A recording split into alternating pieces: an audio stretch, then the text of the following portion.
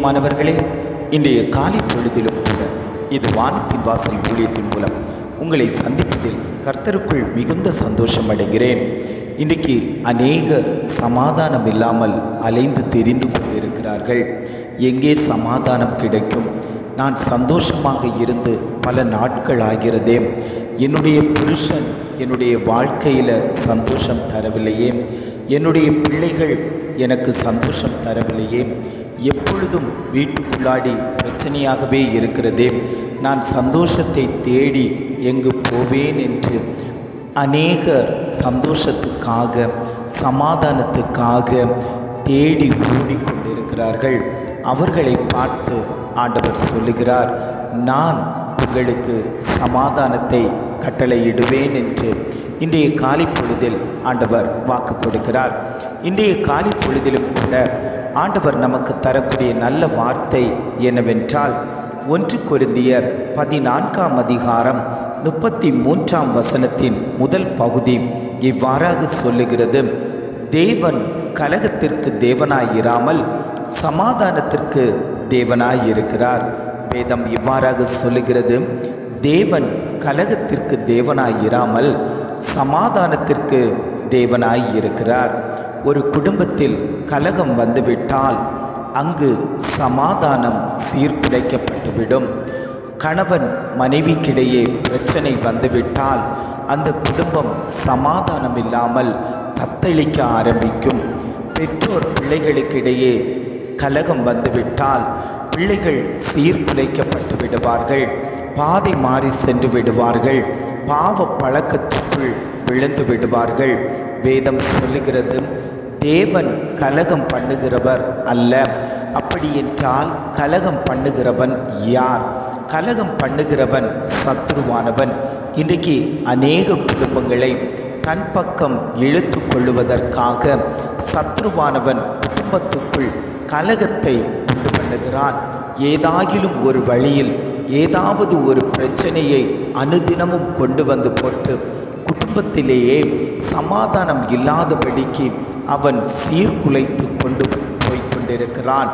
இவ்வகையான இந்த சத்ருவானவன் பல குடும்பங்களை ஆளுகை செய்து கொண்டிருக்கிறான்.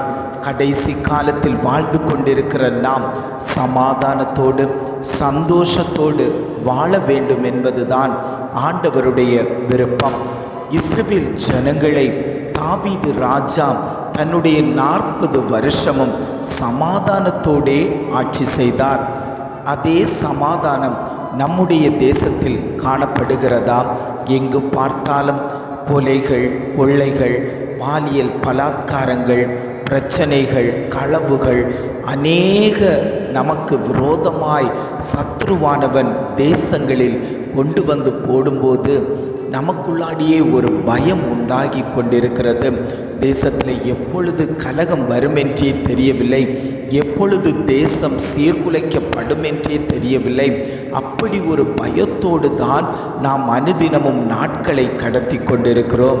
ஆண்டவர் சொல்லுகிறார், தேவனை அறிந்த பிள்ளைகளுக்கு எந்த கலகமும் வருவதில்லை, அவர்கள் சமாதானத்தோடே இருப்பார்கள். தேவ சமாதானம் உங்கள் இருதயங்களில் ஆழக்கடவது. இதற்கென்றே நீங்கள் ஒரே சரீரமாக அழைக்கப்பட்டீர்கள். அவர்கள் நன்றி அறிதல் உள்ளவர்களாய் இருக்க வேண்டும் என்று வேதம் நமக்கு கற்றுத்தருகிறது. இன்றைக்கு நன்றி அறிதல் உள்ளவர்களாய் எத்தனை பேர் இருக்கிறார்கள்? ஒருவரும் இல்லை என்று தான் சொல்ல முடியும். ஏனென்றால் அநேகர் தன்னுடைய காரியங்களையே பார்த்து கொண்டு செல்லும்போது யாருக்கும் எந்த நன்றி அறிதலும் சொல்லுவதில்லை. ஆனால் தேவன் சொல்லுகிறார், நான் உங்களை நினைத்திருக்கிறேன். உங்கள் குடும்பத்தில் நான் கலகத்தை உண்டு பண்ணாமல் கலகத்தை உண்டு பண்ணுகிற சத்ருவாகிய கிரியையை நான் அழிப்பேன். சத்ருவாகிய பொல்லாங்கனுடைய கிரியையை நான் முறியடிப்பேன்.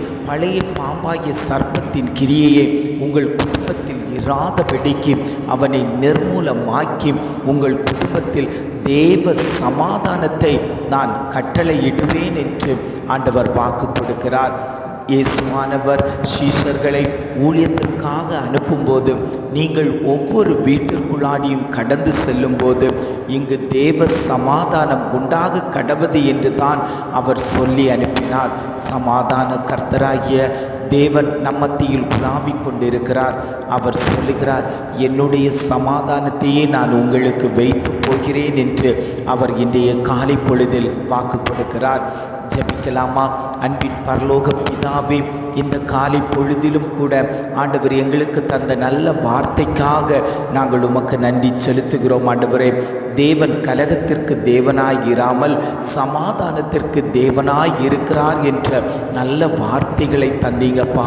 எங்கள் குடும்பத்தில் அந்த சமாதானம் நிலைத்திருக்கட்டும். ஆண்டவரே, இதை கேட்டுக்கொண்டிருக்கக்கூடிய ஒவ்வொரு தேவ பிள்ளைகளுடைய வாழ்க்கையிலேயும் இந்த தேவ சமாதானம் நிலைத்திருக்கட்டும். அந்த குடும்பங்களில் தேவ சமாதானத்தை சீர்குலைக்க நினைக்கிற அந்த பொல்லாத கிரியைகள் அழிக்கப்பட்டபடியாய் நாங்கள் ஜெபிக்கிறோம். ஆண்டவரே, நீர் அந்த குடும்பத்தை எடுத்து ஆளுகை செய்யும்படியாய் நாங்கள் ஜெபிக்கிறோம். தேவனுடைய கரம் அந்த குடும்பங்களில் நிலைத்திருக்கும்படியாய் நாங்கள் ஜெபிக்கிறோம். ஆண்டவரே, ஒரு பிள்ளை கூட, ஒரு குடும்பம் கூட, உம்மை அறிந்த ஒரு குடும்பம் கூட சிதறி போகக்கூடாதப்பா. எல்லா குடும்பங்களையும் தேவன் கட்டி அணைத்து கொள்ளும்படியாய் நாங்கள் ஜெபிக்கிறோம். தேவ ஆவியானவர் எங்களோடு பேசின நல்ல வார்த்தைகளுக்காக ஸ்தோத்திரம். எங்களை தாழ்த்தி தருகிறோம். துதி கன மகிமையெல்லாம் உமக்கே செலுத்துகிறோம். மீட்பர் இயேசுவின் மூலம் ஜெபம் கேளும் நல்ல பிதாவே. ஆமேன், ஆமேன்.